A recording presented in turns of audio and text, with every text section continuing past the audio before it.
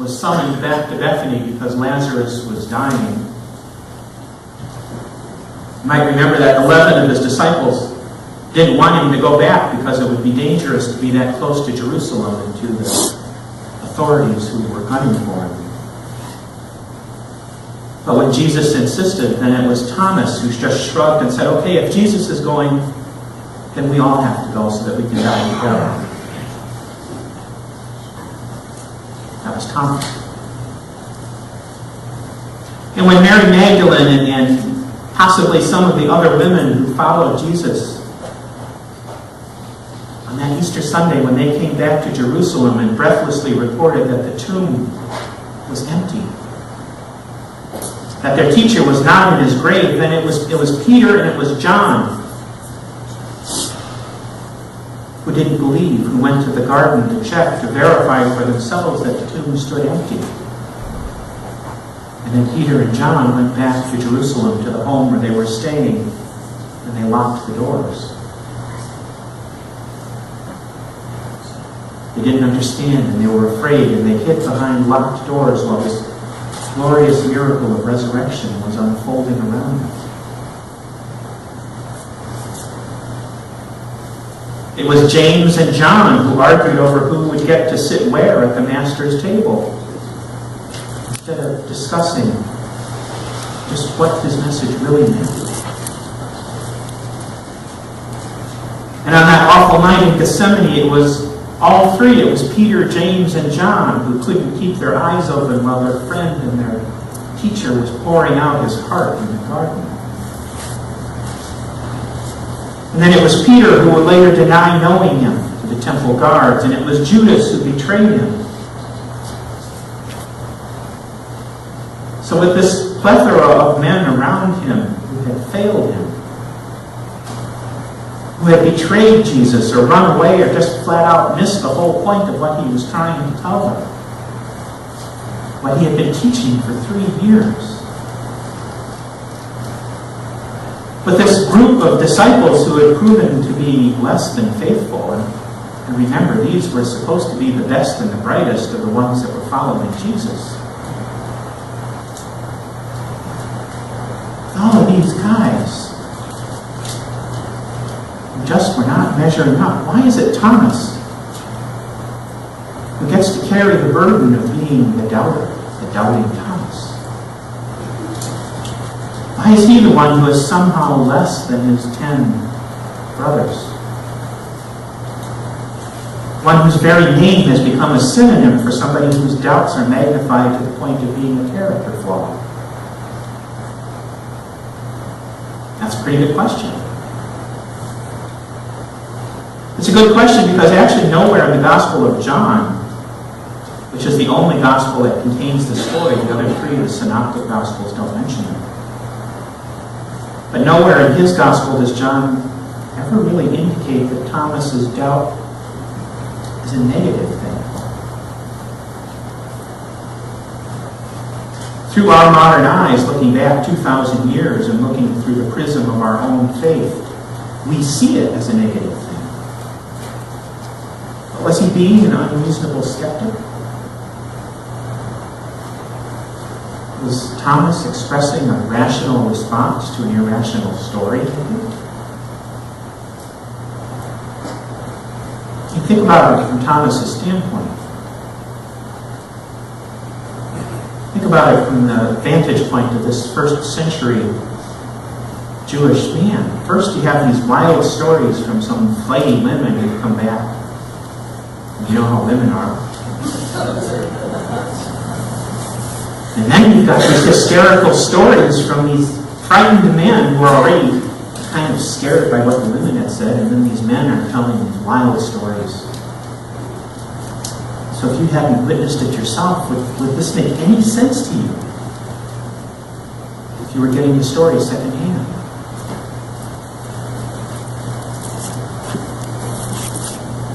I want to update this a little bit, and I understand I'm making no comparisons between the men themselves and what they did.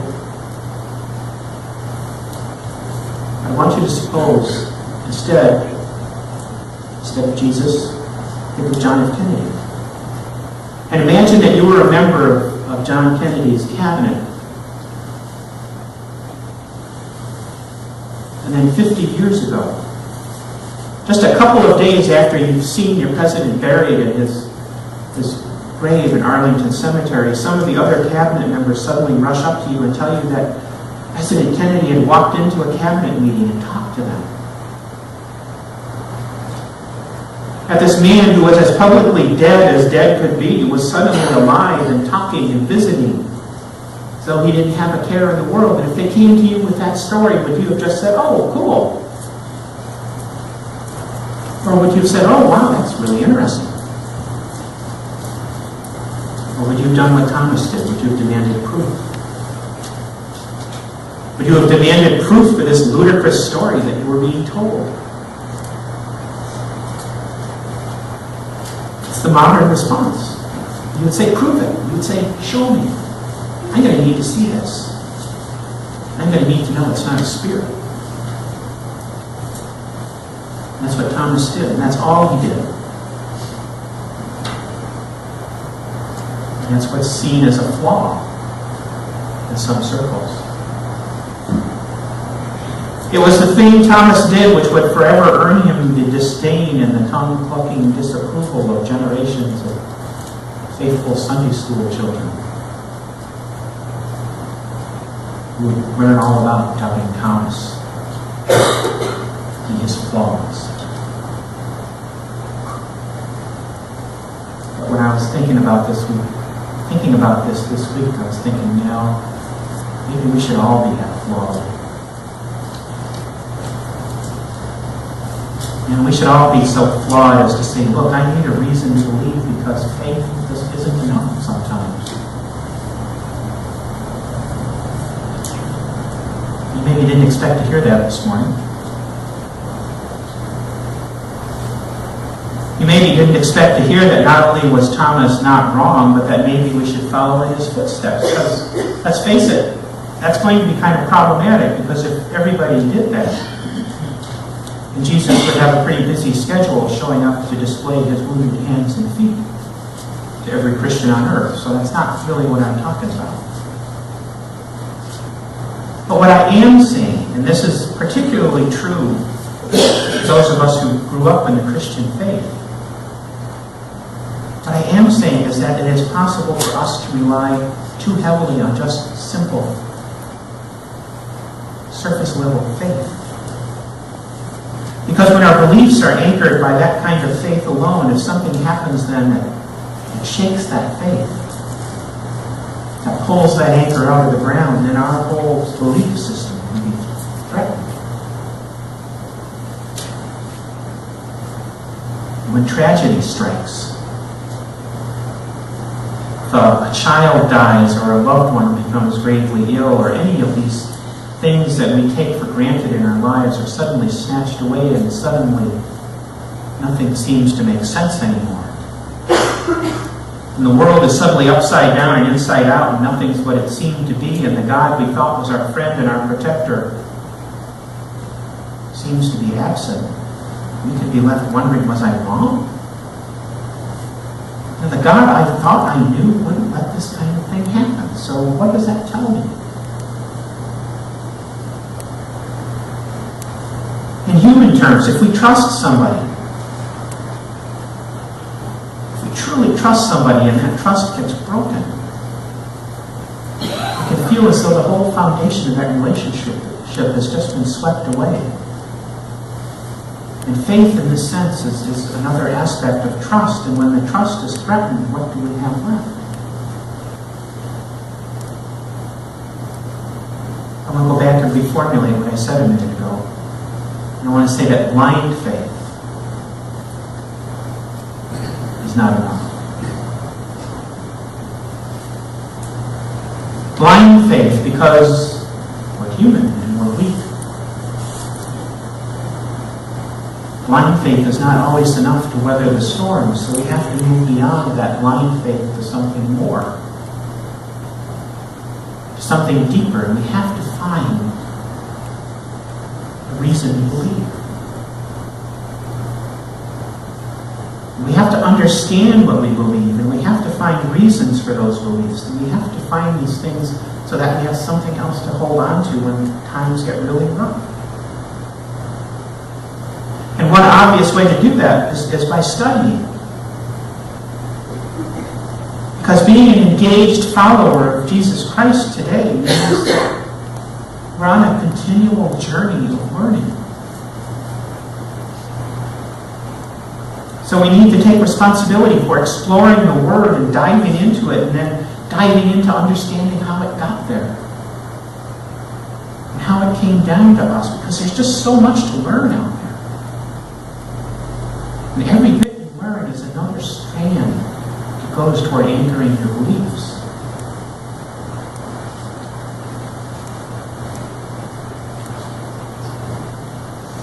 And that can give you a reason to believe. The Greeks, if you're history buffs, you might know, the Greeks controlled Judea for a time before the 1st century, before the Romans moved in. And the Greek influence was still very strong in the 1st century. That's part of the reason that the New Testament was mostly written in Greek. And I think knowing that, then the story of Thomas and his questioning really marks the first face-off we had between the Greeks' love of reason, because they took reason as logic and science to sort of they enshrined that in their beliefs. So it's a face-off between that and spirituality, which is important to us and to our beliefs. In some ways, it's a face-off between rationality and irrationality. Thomas asked to believe in something irrational, needed to find a rational reason to do it. And he found his reason. He found his reasons to believe in the wounds of Christ. Thomas was lucky because Jesus was still making house calls on his disciples to get them up to speed before he left. We don't have that luxury, so we need to look elsewhere. And other than studying the Word, I think the other thing that we need to do is we need to look within ourselves. We need to look within our own hearts and our lives, and maybe the lives of the people around us, and look for the evidence that Jesus Christ is surely there as well.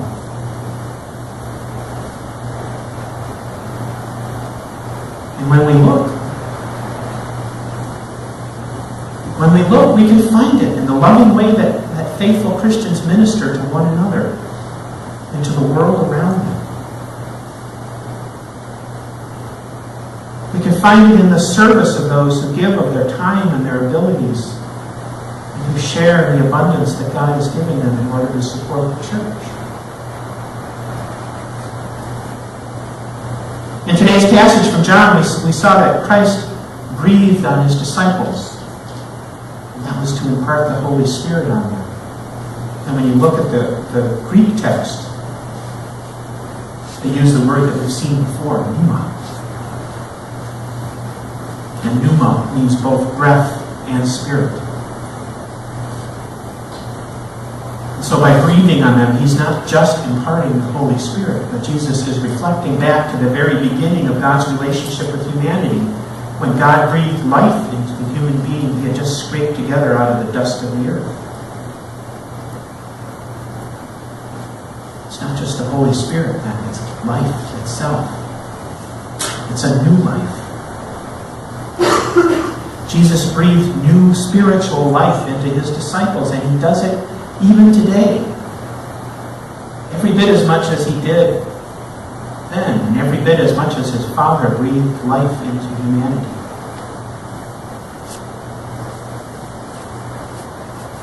Now, as followers of Christ, it's our job to find that new life, that stirring of the Holy Spirit within us that makes us more than we used to be. We want to find that and claim it. We want to find it and claim it and say, okay, this is an anchor. This is my proof. I know that Jesus still lives because the Holy Spirit is in me. And it's a part of my life, and that's a gift from the loving Jesus. That's a reason to believe. I told you last week, I think, that there's a school of thought that says that the proof of the resurrection of Christ is not primarily found in the witness of the disciples, but in the glorious, dynamic growth of the early Christian church in a very hostile environment. That explosive, incredible growth can also be a reason to believe, because it tells us that something remarkable and profound occurred on that Easter Sunday and on the days after, and that the effects of that event continue to echo through the centuries, calling everybody to believe in Him. When you look up at the sky, if you're an astronomer, there are places you can look in the sky where you see where a star has exploded, it's gone nova. And you see these rings of gas that have spread out over hundreds and thousands of years.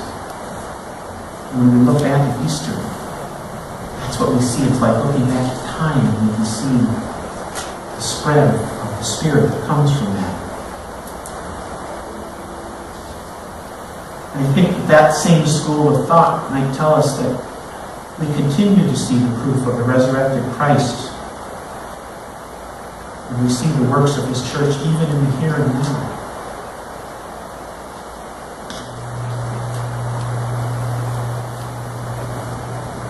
And that kind of becomes the $64,000 question. I'm dating myself by only making it $64,000. It's the question of the day. Because when you get right down to it, we have reasons to believe.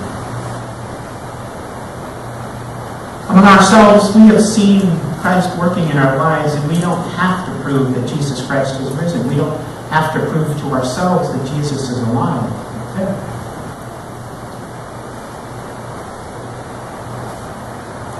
How do we prove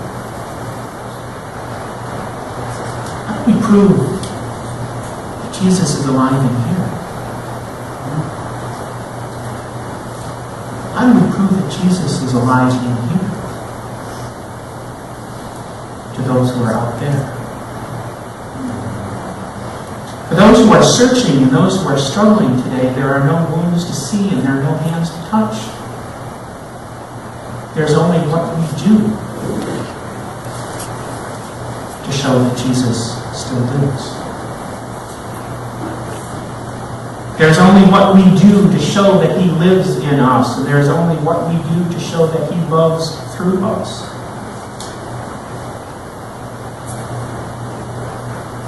In our lives and in our homes and in our community and in our world, I pray that today and every day we can be a reason to believe.